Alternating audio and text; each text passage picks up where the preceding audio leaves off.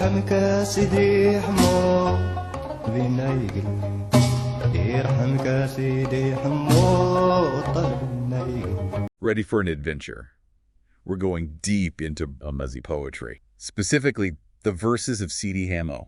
A legend. A legend, yeah. Whose words, still echo through the Atlas Mountains even today. It's pretty amazing. It is. We've got this incredible collection of his poems. Oh, wow. Translated from the Amazigh language, which is the original. Right. And we've got some expert commentary, too, to help guide us through all this. That'll be very helpful. Yeah, it's like we've got a key to unlock this treasure chest. Yeah, hidden cultural treasure chest. Exactly. And you know what makes this deep dive so fascinating is that Sidi Hammu's poems, Yeah. they weren't actually written down. Oh, wow. They were passed down orally for generations, like precious heirlooms.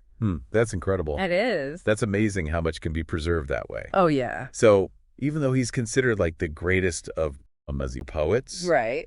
his life is, well, a bit of a mystery. Yeah, shrouded in mystery. Yeah, like we're trying to piece together this puzzle, but we're missing some pieces. Definitely. So what do we actually know about him? Well, scholars, they believe he probably lived in the 15th or 16th century. Okay. And he was a wandering minstrel. Like a traveling musician. Exactly. Composing, performing his poetry. So imagine him under the vast North African sky, Yeah. sharing his words, observations, his stories. And those words becoming like woven into the fabric of Amazigh culture. Wow, yeah. Yeah. It's amazing how powerful oral tradition can be. Mm-hmm. It carries history and culture through generations. Oh, yeah. So what kind of picture do his poems paint of the Amazigh world? What were the themes that he was interested in? Well, his poetry touches on these, universal human experiences. Okay. Love, loss, friendship, the passage of time, even fate. Mm-hmm. But what makes his work really special Yeah. is that he weaves in social commentary, Okay. providing a glimpse into the power dynamics Right. and social structures of his time. I love how poetry can be like that. Mm. Deeply personal, but also a window into the bigger picture. Yeah, definitely. But what else makes his style so unique? One thing that really strikes me is his language. Okay. Very direct, unpretentious. But easy to understand. Exactly. The language of everyday life. Okay. Which made his poetry accessible to everyone, not just the elite. Right. And he also had this knack for weaving in proverbs Oh, cool. and parables, these little nuggets of wisdom that just add so much depth and make his verses so memorable. So it's like he's sharing his wisdom with you directly. Exactly. You feel like you're part of the conversation. Yeah, that's cool. Yeah. And speaking of connections, we can't ignore the enigmatic Fadma, Oh, Fadma. Yes. who appears throughout his Was works, everywhere. who is this mysterious figure. That's the question. Why is she so central to his poetry? Yeah, that's the big question, isn't it? Yeah. Well, she's the muse. Okay. She's the mystery, Right. the ever-present recipient of Sidi Hammu's affections. Almost every poem is addressed to her, Wow. which has sparked endless debate. Oh, I bet. Is she a real woman? A flesh and blood love? Yeah. Or is she a symbol representing something deeper within Amazigh culture? Oh, the intrigue deepens. It does. It sounds like we need to unpack the mystery of Fadma We to do. really understand Sidi Hammu's work. Absolutely. Yeah, fascinating stuff. Welcome back. I'm still thinking about Fadma, Oh, yeah. this enigmatic figure that, appears in all of his works. Right. So before the break, we were about to unravel this mystery. Yeah. Where do we even start? Well, to really grasp Fadma's significance, we need to kind of look beyond the surface. While she might be a real person who inspired Sidi Hammu, Sure. she also embodies a deeper symbolic meaning, within Amazigh culture. Interesting. Some scholars believe that she represents this ancient belief in a female creator deity. Oh, the Earth Queen. The Earth Queen. A figure of immense power in Amazigh mythology. That adds a whole new layer to the poems. It does. So through Fadma, Sidi Hammu is connecting with something much, much older. This like primal force that's ingrained in the Amazigh psyche. That's right. Is that why her name is invoked for protection against the evil eye, Exactly. even today? You see, the evil eye isn't just a superstition. Right. In Amazigh culture, it represents a very real force Okay. that can cause harm or misfortune. And Fadma, as this embodiment of feminine power and protection, is seen as this potent force against it. I see. It's so fascinating how these ancient beliefs persist even alongside the adoption of Islam. Right. It speaks to that complexity of cultural identity. You know, how different traditions and beliefs can coexist. Yeah, intertwined. And we see this reflected in Sidi Hammu's poems, too. Absolutely. This blending of Islamic and pre-Islamic elements. His poems offer us this glimpse into a world where the lines between those belief systems weren't rigid. Like he's weaving together these different threads of belief, creating a unique spiritual tapestry. Wow, that's a beautiful image. Yeah. That reflects the lived experience of the Amazigh people. Exactly. It reminds us that cultures are constantly evolving, absorbing these new influences, but also holding on to those older traditions. Oh, yeah. It's not about one replacing the other. That's right. It's about creating something new. Yeah, unique. And speaking of unique, I'm really drawn to how Sidi Hammu explores fate and acceptance. Oh, yeah. Especially in matters of the heart. Yeah. Yeah. It's so different from our modern emphasis on individual control, you know. It is. That's a great observation. Yeah. His poems reflect this worldview where fate plays this really significant role. In one verse, he's describing the sigh of a departing friend, and he says, زيدتك أنا خويا زيد ربي هناك ورنص دارا نمصارات دربي فايد كنمون. Wow. It's a simple but powerful expression of acceptance, acknowledging the finality of parting, that recognition that some things are just beyond our control. There's a certain beauty in that acceptance, though. There is. Like a sense of peace that comes from letting go and trusting in a larger plan. Yeah. But does that mean that the Amazigh believe we have no agency at all? That we're just, you know, pawns of fate? Not necessarily. It's more about recognizing the limits of our control. Wow. Sidi Hammu often talks about luck as a force that shapes destiny, weaving it together with fate. Okay. He even compares life and death to that colt being led through an auction, suggesting that even those ultimate events are subject to a power beyond ourselves. It's definitely a challenging perspective for us in the modern world. It is. Where we're constantly striving for control. Yeah, constantly. But wouldn't this belief in fate lead to passivity? Not at all. You know, a lack of action. Sidi Hammu doesn't advocate for inaction. Wow. He encourages acceptance of what cannot be changed. It's about recognizing that sometimes the wisest course of action is to let go, to surrender to the flow of life. Right. He urges his listeners to accept the ebb and flow of fortune, cautioning against clinging to what's been lost. I see. He says, "Think not, O beloved, to turn back the waters of the rill to the thirsty lands above." Wow. Emphasizing that irreversible nature of certain events. It's a perspective that offers both comfort and challenge. It does. You know, it's comforting to know that we're not always in control. Right. That sometimes we just need to ride the waves. Yeah.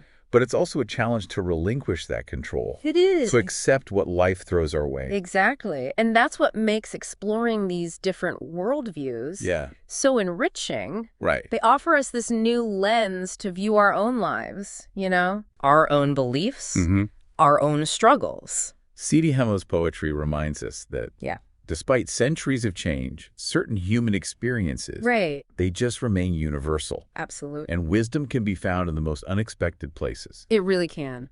As we continue our deep dive, I'm curious to learn more about how these poems were experienced. You know, I can't imagine them existing solely on the page. Right. There has to be music involved. You're right on the mark. Music was integral to Sidi Hammu's poetry. Remember, this was a culture steeped in oral tradition where performance was everything. So we need to shift our thinking to imagine these poems not as words on a page, but as a full sensory experience brought to life through sound and rhythm. Precisely. These poems weren't meant to be read silently. They were meant to be sung, chanted, experienced viscerally. Wow. Think of the Rays. The Rays. A traditional Amazigh musician and storyteller. They were the keepers of history, the entertainers, the spiritual guides, often using music and poetry to captivate their audiences and transmit knowledge. It paints such a vibrant picture. It does. This poet, you know, accompanied by musicians,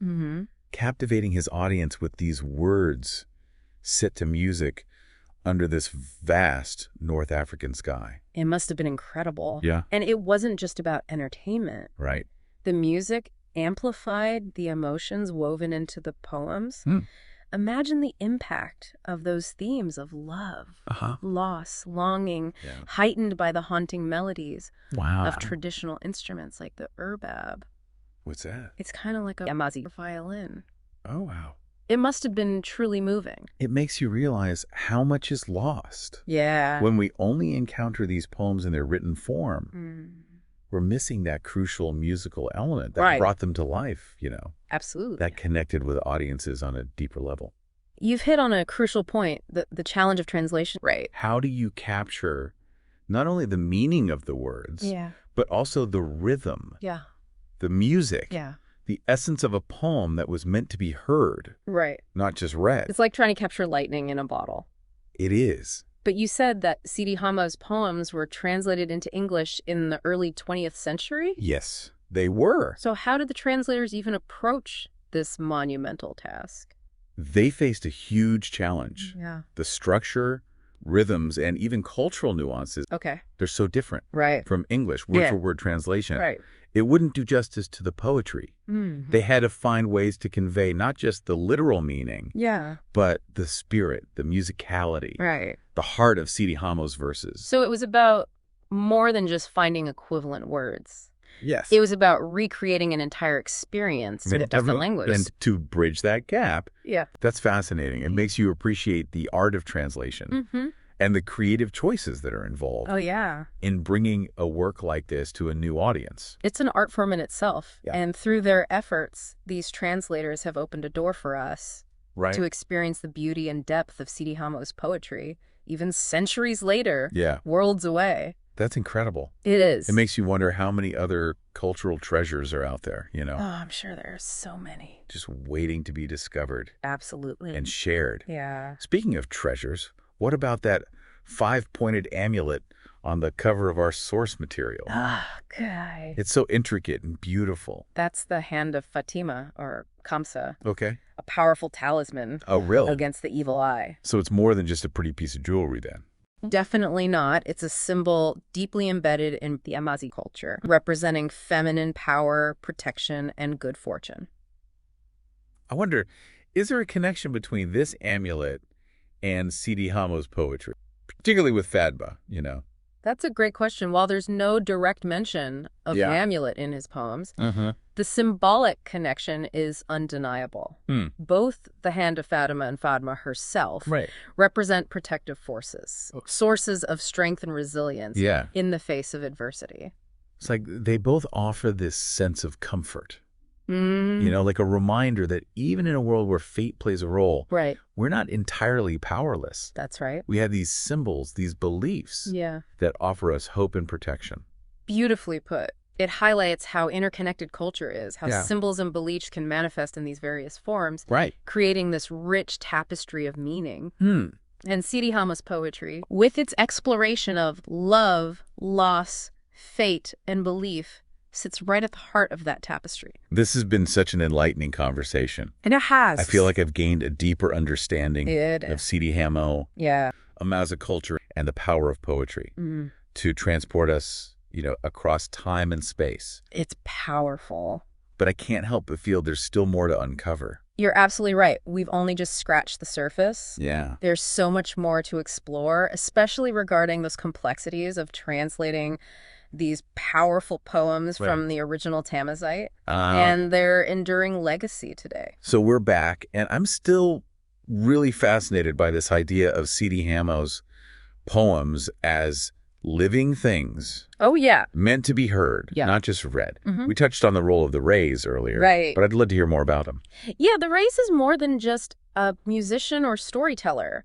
They're cultural historians, keepers of tradition, spiritual guides, entertainers, all rolled into one. That's amazing.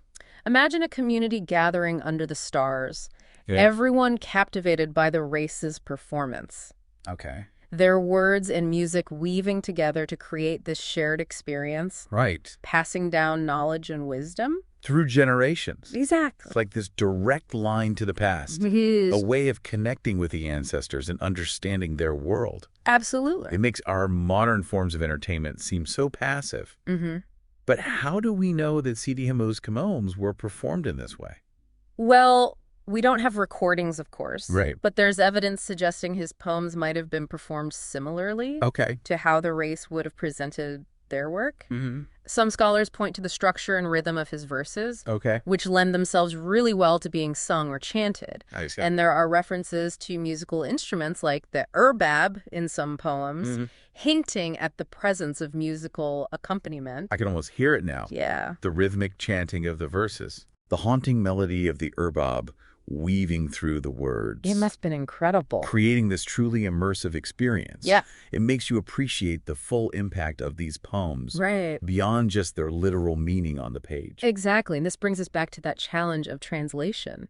Yeah. How do you capture that magic, that essence of performance in another language?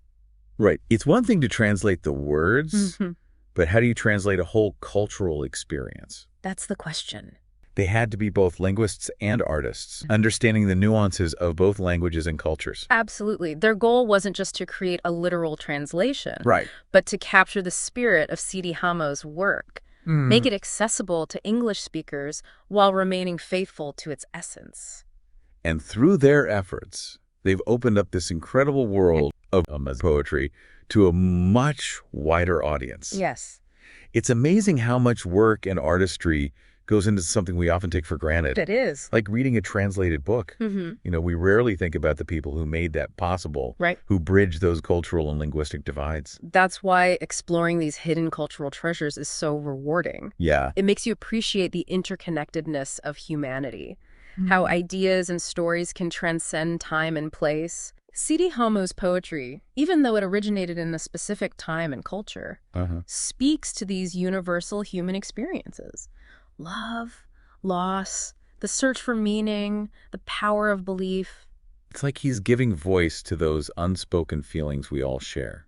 He is. Regardless of our background or where we come from. And in doing so, he reminds us of our shared humanity. Yeah. That we're all connected in some way. That's the enduring power of art, isn't it? It is. To connect us across cultures, across time. Right. And remind us of what it means to be human. Sidi Hammu's work, passed down through generations, translated and shared with the world, continues to resonate with readers even today. Absolutely. It makes you think about the stories we carry within us. Yeah. The ones that shape our worldviews and connect us to something larger than ourselves. It's a reminder to be open to new experiences. It is. To seek out those hidden gems of culture and wisdom. Right. Because you never know what you might discover. Well said. So, listener, we've reached the end of our deep dive into the world of Sidi Hammu. Sad to see it end. I know. We hope you've enjoyed this journey as much as we have. Yeah, we've learned so much. Until next time, happy exploring.